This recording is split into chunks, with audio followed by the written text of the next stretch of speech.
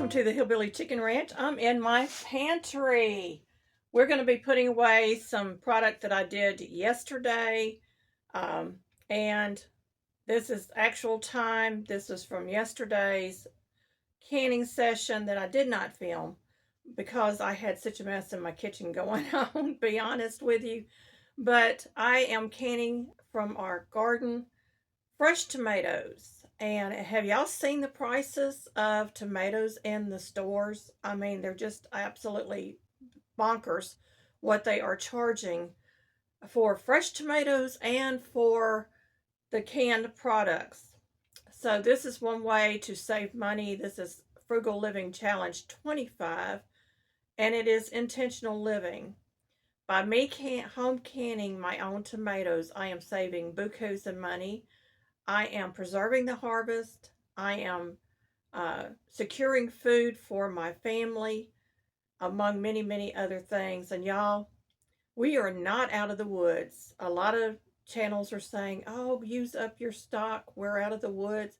We are never out of the woods when it comes to having enough food on hand to feed our family. And y'all, if you've ever lived in a time where you had to go hand to mouth and did not know where your next meal is coming from, you'll understand where I'm coming from, because I was one of those young mothers that ate the leftovers that my children didn't eat from their meal to sustain me during very difficult times. And y'all, it wasn't easy, but I made sure my kids were fed first, um, and that they had the proper nourishment that they needed. And then I took the leftovers and I ate that. So nothing went to waste then. So I canned tomato paste yesterday.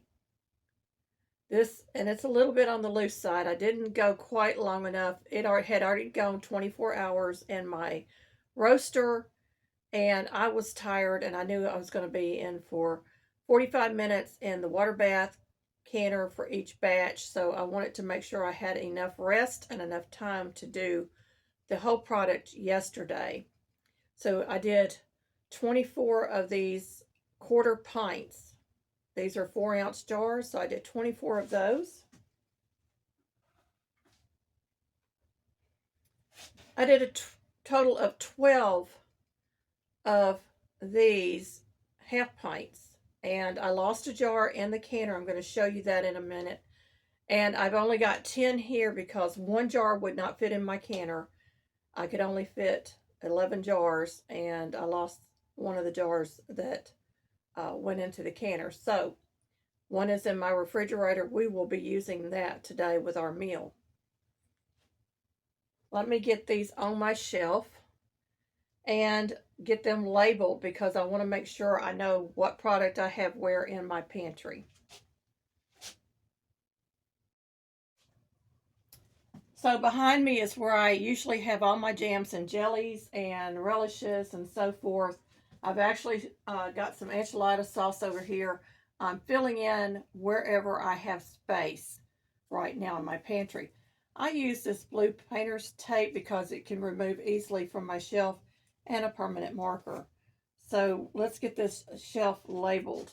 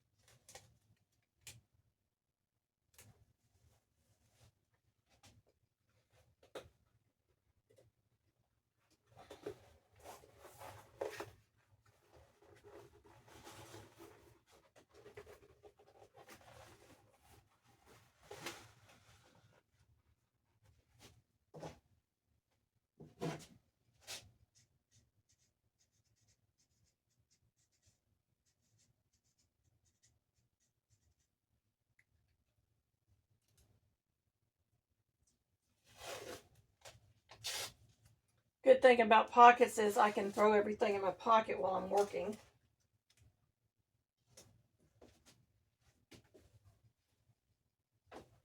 Let me lower the camera so you can see what I'm doing here.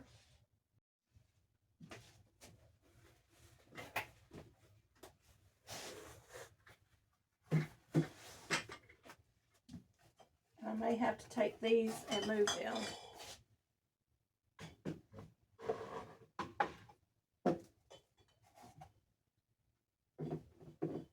I really like to have them in the boxes on this shelf because I don't have a back to this shelf and I don't want my food product falling off, but I'm going to take these out of the box so I can make room for this other box. Let me get these.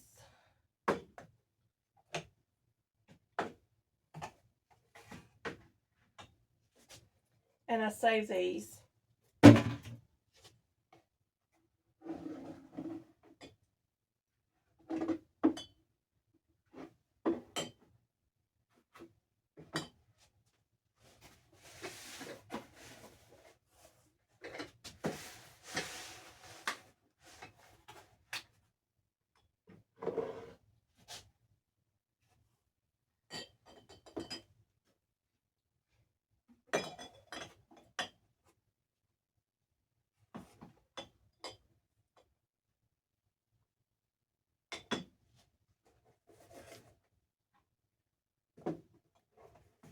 All right, so I have my tomato paste here and up here. The bigger jars I'm probably going to save for big projects like when I'm making spaghetti sauce or things like that. The smaller jars I'll use for different meals and stuff that I need just a little bit of paste to thicken and adjust the flavor of the food.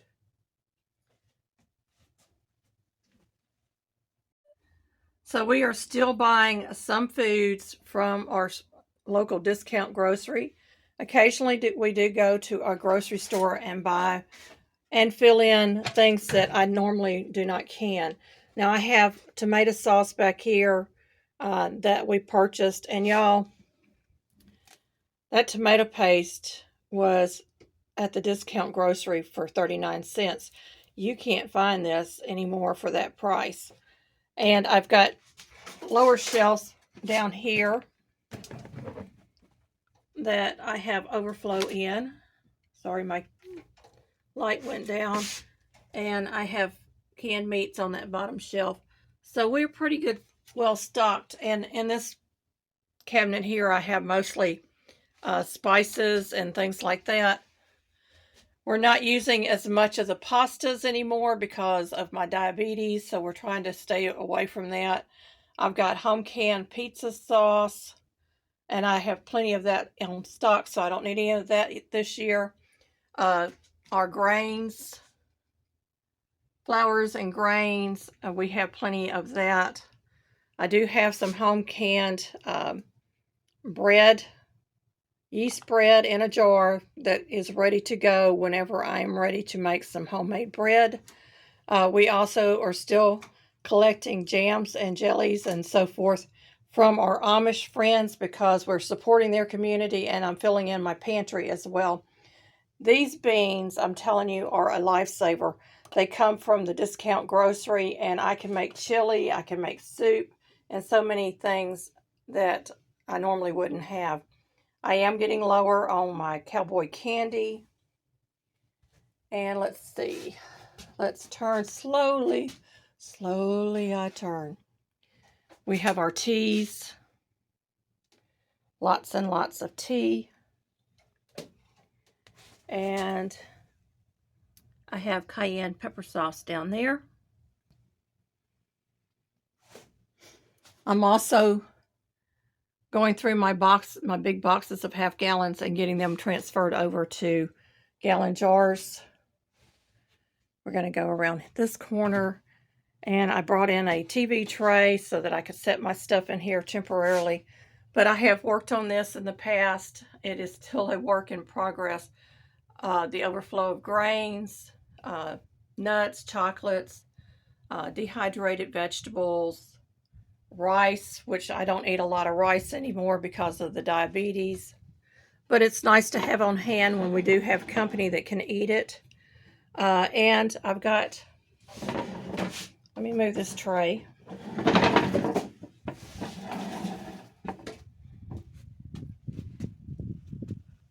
my home canned green beans from this year, and I believe I counted 23 quarts. Those are the Louisiana Purple Pod green beans, y'all. I'm excited to have those on my shelf. I'm still getting a few green beans every day. So when I get enough to do a few quarts, I'm going to put them up. And of course, if I don't get enough, we're just going to eat them. And this is added in recently. This is navy beans from the Amish. And I think I've got 5 quarts of those. And then I started canning red potatoes that I bought from the Amish. We have more pizza sauce and ketchup down there. Soups and tomato products. So I've added more stewed tomatoes from our garden. And we're pretty well stocked.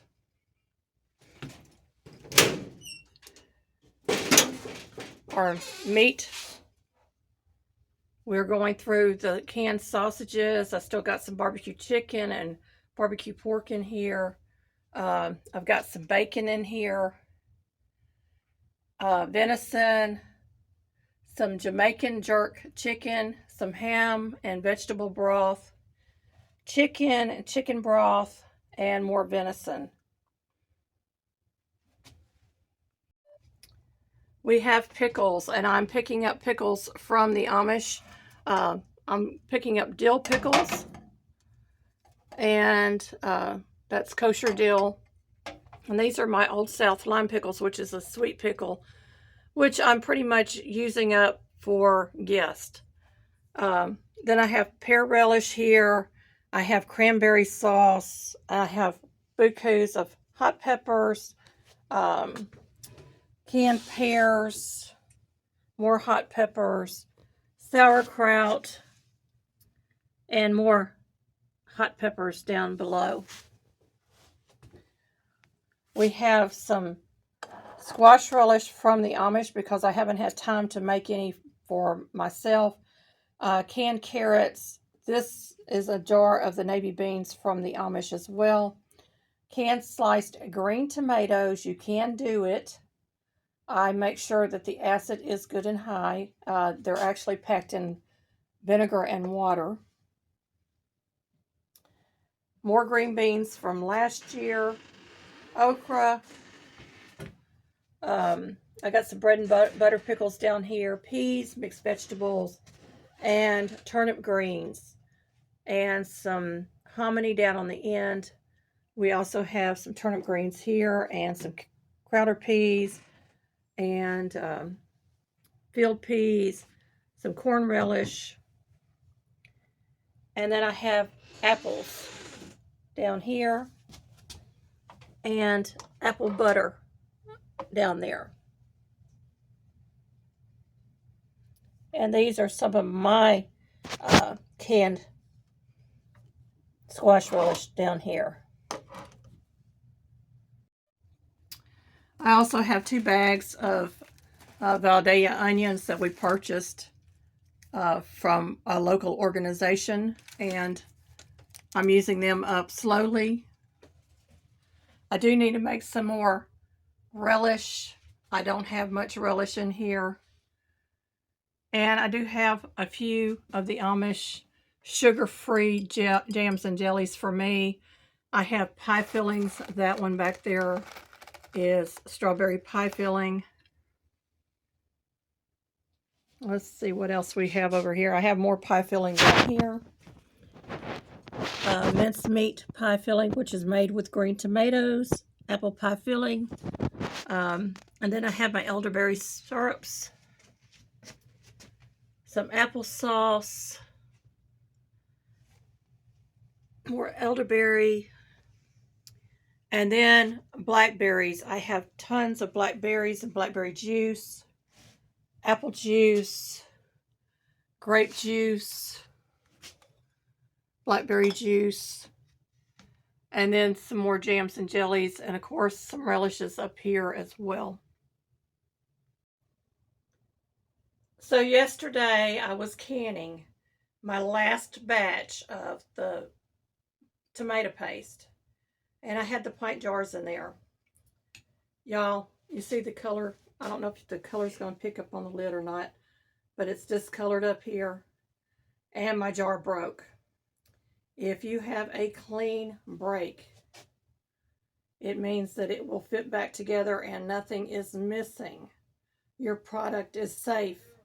But if your jar breaks and there are pieces missing, then your product is not safe and you will have to throw out the whole batch.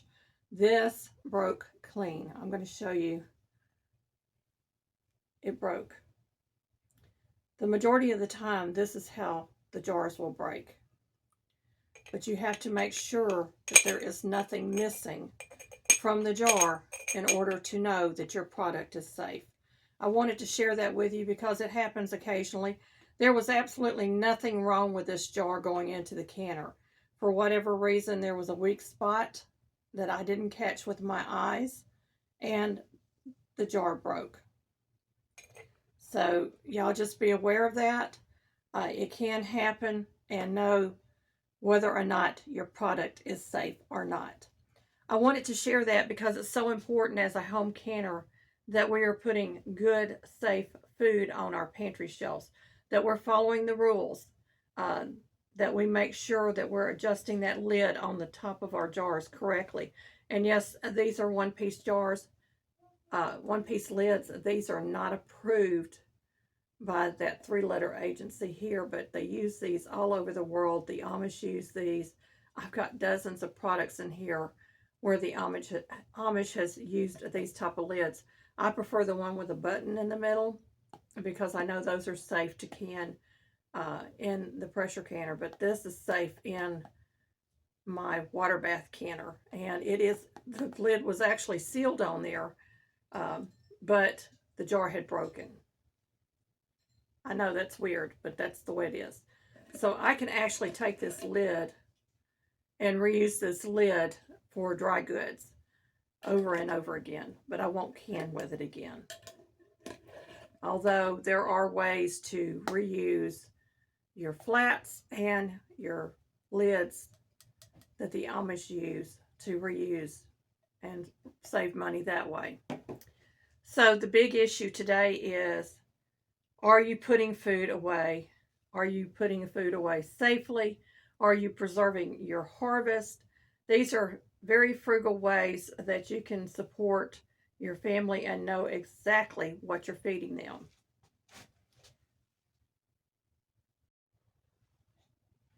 This is store-bought.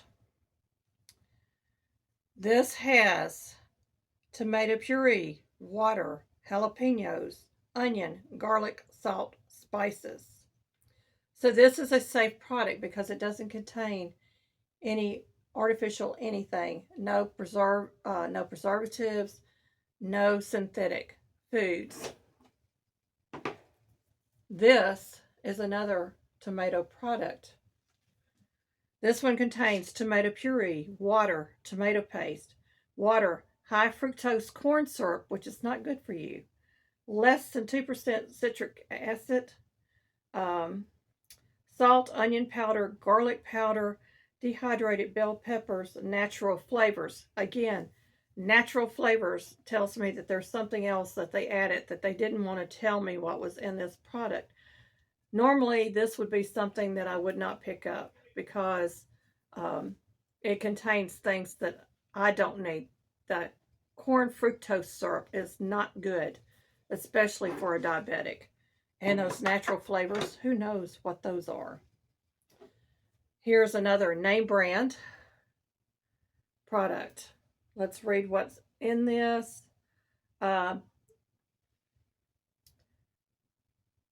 Tomato, basil, onion, acid. That's all it says. Or citric acid. So this is probably okay because it's simple ingredients. Although none of these products tell me if they have been sprayed with chemicals in the field. So that's the other issue.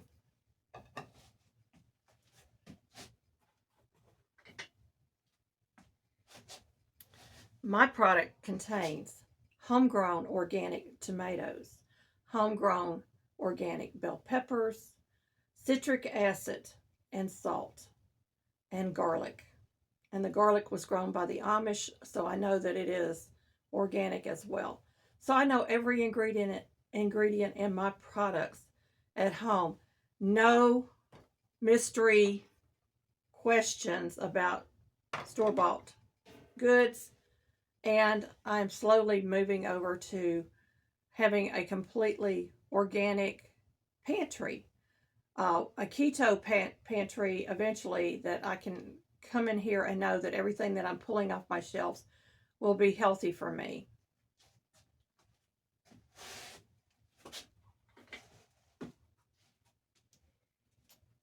So I'm going to challenge you to check your products when you go to the store. Know what the ingredients are. Take that extra few minutes. If you need a magnifying glass, take one with you, or use your phone and blow up what the ingredients are so that you can read that. Contact these companies and say, we don't want garbage in our food. They're making a profit off of us every time we pick up one of these cans. So they're making the profit off of us. They should be making sure that everything that they're putting in these cans are actually safe and healthy for our family. We need to question everything. And I don't care what food it is, read the label. Question what the ingredients are. If you don't know what an ingredient is, look it up while you're holding that product in your hand. Say, I need to know if this is safe for my family. And let the stores know that you want organic, 100% organic foods that has not been sprayed with chemicals or anything else in your stores and on their shelves, because you're purchasing from them, and you need to know that their best interest is also your best interest. Unfortunately, grocery stores and chain stores are all about the overturn of products in their store and the bottom line, the money they make. But when you're a home cook and you do your own home canning, you are taking charge of your food and you're controlling what your family gets. And you're taking their best interest into your hands. So do what you have to do to make sure that everything that you give your family is safe for them to eat. When I walk into grocery stores now, 99% of the stuff that I see in the stores today, I would not bring home to my family. There's only a handful of products that I buy from the stores now. I don't even buy my milk and butter there anymore. We buy our milk from the Amish. I make my own butter. But I buy block cheese. I don't buy the shredded cheese, because shredded cheese has added chemicals that is going to preserve that cheese. Even the keto products that we're buying for keto, read the labels, because a lot of them have extra preservatives in them. I know the keto bread that I'm eating has a preservative in there that makes the bread more chewy, and it will not mold. I've had bread sit in there for weeks that never molded, and that tells me that something is in that bread that I don't need. I'm also getting away from the flour and the white sugar in the stores. I go for the raw organic sugar. If I buy sugar, I'm using monk fruit sweetener for the diabetes, and whole grains like this, organically grown whole grains. This one happens to be barley, but wheat and things like that, rye, I want to buy them whole and grind them myself to make bread. And I will be making sourdough breads in the future, as I wean off of all this chemical that I've been putting into my body. So hopefully these little changes makes a difference in my health, and they may make a difference in your health as well. One last thought I want to share with you is, when you're reading those codes that they put on fresh fruits and vegetables, know what they mean. If the first number starts with a 4, they have been sprayed with a chemical. They may say organic, but they have been sprayed to preserve that on their shelf, and that's not healthy for you. So make sure that you know exactly what you're picking up in the fresh produce departments if you're going to a local grocery store. And better yet, find a farmer's market and ask questions. How was this grown? Because a majority of these vendors out there do not even grow their food. They're going and buying it from a farmer. And if they don't know the answers, don't buy their products as well. It's better yet to grow your own.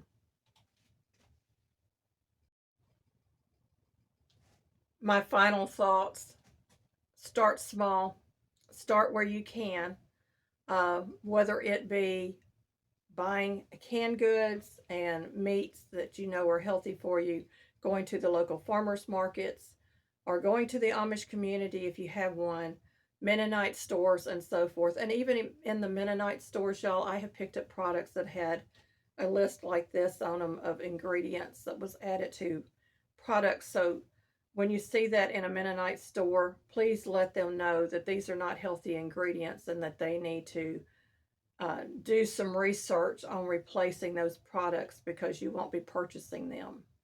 Um, we need to be very, very diligent about our food and what we're eating and putting into our bodies because that is where our health is going to come from.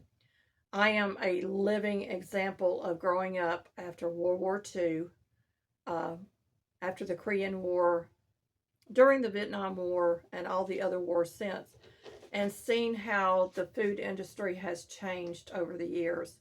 I am a product of all those changes in my body. I suffer with autoimmune diseases because of the foods that I consumed that I assumed were safe, and they weren't. So please, please, please listen to me and know that from my heart, I want what's best for you as well. Be blessed, everybody. Hey, friends. Thank you so much for watching my channel. Thank you for the many comments, the likes, the friendships, and for sharing this content out. Take a moment and watch all of the advertisements because that is how I get monetized and get paid. I appreciate each and every one of you for your time and your patience. And y'all, I have this special content over here I think you might like.